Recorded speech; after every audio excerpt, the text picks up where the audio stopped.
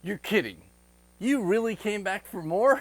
This is great. Hey guys, I appreciate that. I appreciate that you're willing to put up with my attitude and my facts that aren't very popular and come back and listen to some more of me rant. So listen guys, today we're going to talk about Commander-in-Chief and what that really means, and it's going to anger even more of you, and I just don't care because my goal here is to teach truth. So right after this we're going to get into that, okay? You hang tight.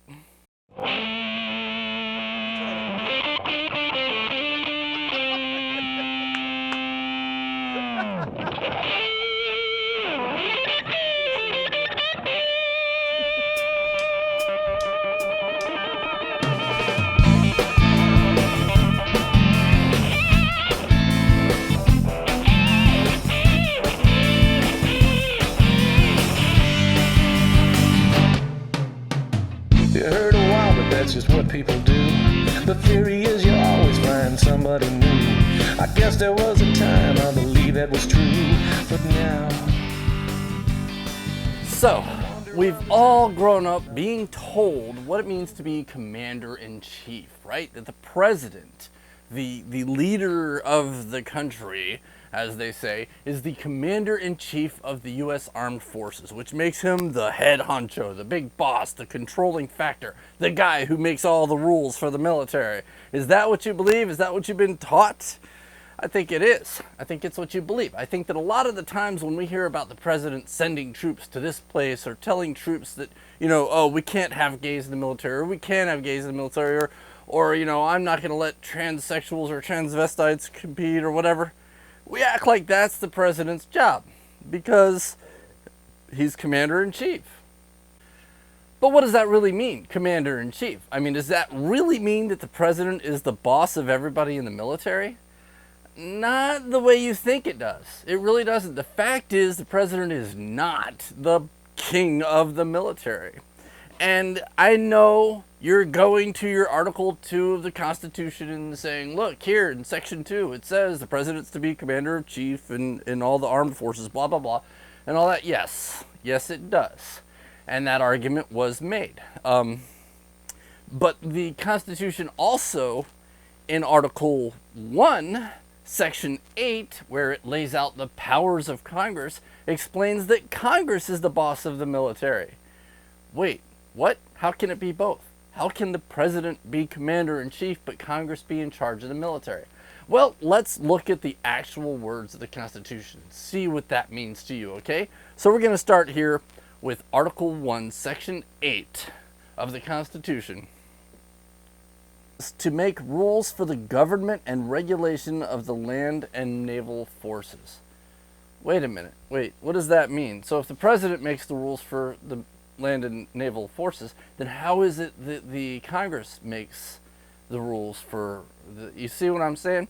The Constitution actually gives Congress the power to make rules for the government of land and naval forces. Now it says regulation as well, and in this era people think of regulation as rules, but regulation is not about control or limitation.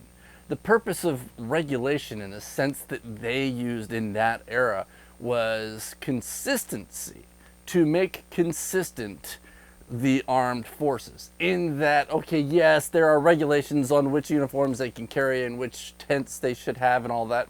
And that's because they understood that uniformity was paramount in war. If everybody's using the same equipment, if everybody's using the same weapons, if everybody is eating from the same type of containers, and all the things are uniform throughout the military, then if something goes wrong for one, someone else knows what to do. And it's not just in equipment and all that, it's in tactics. If all of the tactics are uniform, then obviously things are going to work better throughout. You can't have all kinds of different people doing all kinds of different tactics and none of them being together, right? So Congress makes rules governing the military, and Congress makes rules making them uniform, creating uniformity, regulating the military. right? Those are the jobs that are not the president's. Nowhere in the Constitution does it give the president any authority to regulate or to govern the military. I know you think I'm crazy. You're mad at me right now because you seriously think that that's not right. That can't be right. You must be reading it wrong. I invite you to go to the Constitution and read it as much as you want and as many times as you want, and see if you can come up with some kind of completely construed misinterpretation that proves me wrong. But the fact is, in several clauses, it gives Congress control over the military. The only thing it gives the president, in Article 2, Section 2, I believe it's Section 2, is the president shall be commander-in-chief of the Army and Navy of the United States and the militia of the several states when called into actual service of the United States federal government. He may require the opinion in writing of the principal officer in each of the executive departments upon any subject relating to the duties of their respective offices. So there you go. It's the president gets the I am commander-in-chief, right? But the Congress says, or the Constitution says, that the Congress actually gets all the power to regulate and to govern. So how does that work? What is the point? How does that work? Well, they understood, they being our founders, brilliant as they were, they understood that the president, or that, Congress could not control the military because they knew and they intended that Congress would never get along. That Congress would always be at odds with each other. And that it would be impossible to fight a war having that many chiefs, right? So they decided, okay, we need one chief when it's time to fight the wars, when called into actual service. When Congress says, all right, we need to fight this war, now it lands in the president's lap, and the president gets to be the supreme commander of troop movements, right? I know that might still sound strange to you, but guess what? We're lucky because we have the Federalist Papers, Federalist 69 specifically, that tells us what this means, right? Because you have to understand, during this time, people were afraid of a king. And they were thinking that, okay, so if the president is given the kind of power over the military as a supreme executive commander over the military, the same kind of power that the King of England has, then he might as well be the king. Because if the president can control everything the military does, then the president can own the rest of everything, right? He can control everything. He can just send the military into Congress and Congress will do what he says. That's what they were afraid of. And our founders, in this case, I want to say it was Alexander Hamilton, understood that fear and assuaged it by saying, look, the king and the president do have some similarities. I won't lie. There's certain things that the king and the president cannot do. But then he said, and I quote, "The president will only have the occasional command of such part of the militia of the nation as by legislative provision may be called into actual service of the Union. The King of Great Britain and the Governor of New York even have at all times entire command of the militia within their several jurisdictions." You see the difference? So he's saying that, okay, the king only, or the president would only have control over the military when called into service, but the governors of the states and the King of England, for that matter, would have all the power all the time over the military. They'd be complete control, right? But he goes on. So he also says, secondly, the president is to be commander-in-chief of the Army and the Navy of the United States. In this respect, his authority would be nominally the same with that of the King of Great Britain. But in substance, his authority would be much inferior to it. It would amount to nothing more than the supreme command and the direction of military and naval forces as First General and Admiral of the Confederacy, while that of the British King, for example, extends to the powers of declaring war and raising and regulating the fleets and the armies, all of which, by the Constitution under consideration, would be, or would appertain to the legislature. You see, okay, so Yeah, I read that horribly. There's stuff going on outside that's kind of drawing my attention right now.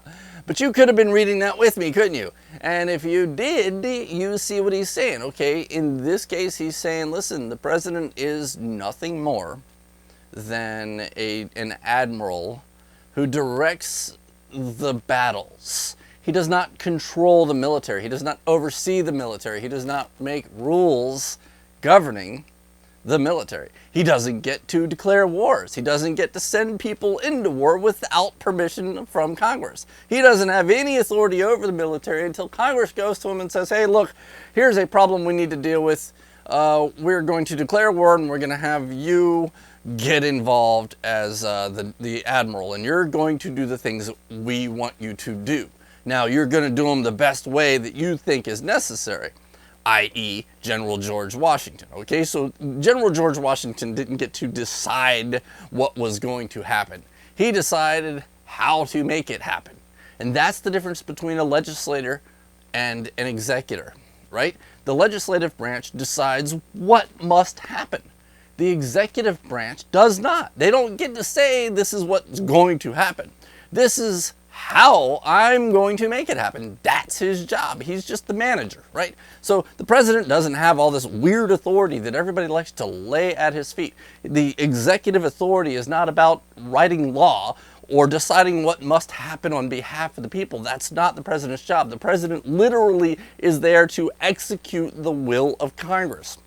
Granted, he has a negative authority, or at least he has a qualified negative authority, as our founders have put it, which means that if the president says, okay, Congress wants me to do this, I can't do this. I can't do this. There's no way to make this happen. Either it's unconstitutional or I just cannot physically make this happen. I cannot execute this law. So what does he do? He vetoes it, sends it back. Now at this point, Congress has to either change it or get enough support to override the president.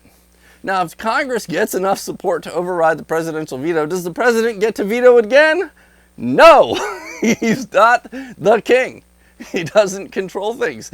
If Congress says, no, you will not do this, and 2/3 of Congress agrees, guess what the president gets to do? What they said, not what he wants, not what he thinks is best for Americans. I keep hearing that with these Trump supporters. Oh, the president's just doing what he thinks is best for Americans. You know, and Congress is trying to get in his way. That's not how this works, you morons. The president doesn't get to say that Congress is in the way, therefore I get to take power over whatever I want because it's what I think's best for Americans. That's not how this works, you idiot. It's not. The president's job is to do what Congress says. You don't like this. I know you don't like this. I don't care. This isn't my opinion. This is our Constitution. Read the damn thing.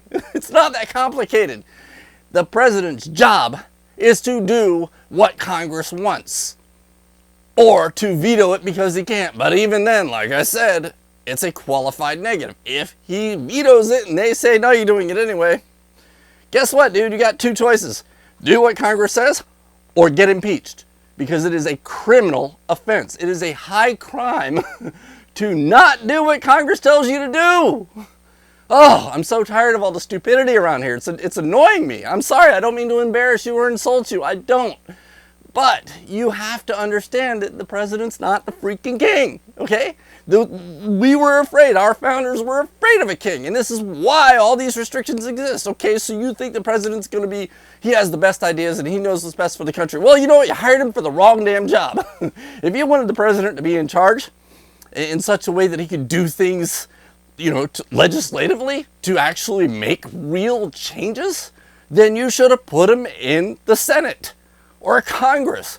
You know, let him, he's the world's best deal maker, right? If he was the world's best deal maker, you should have put him in the Senate, where he'd have had a lot more power than he does, working as the executive of Congress. See, you need to get your political heads on straight. You don't understand how our government works, and it's messing things up for all of us. Oh, so no. Final word. President's not king. He does not get to control the military. He does not get to regulate or make rules governing the military. That's not his job. He's nothing but a commander in the field. And that's it. So, I'm sure I've pissed off even more people today, and I know even fewer of you are going to come back. I'm here about the truth, buddy. I am not here to soften the blow for you. I'm not here to pad your ego. I'm here to tell you what you refuse to accept. What is written in plain English in our Constitution, in our Federalist Papers, in our Notes on Debate of Constitutional Convention, in all of these supporting documents that explain the Constitution, it's all there. So you're trying to make something that doesn't exist. So anyway, hey guys, thanks a lot. Hope you come back next time. If you don't, I did my part. So, hey, I love you. Take care. Please subscribe. Please hit like, or don't hit like. Whatever. You guys take care.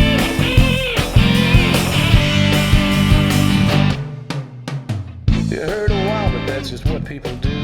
The theory is you always find somebody new. I guess there was a time I believe that was true, but now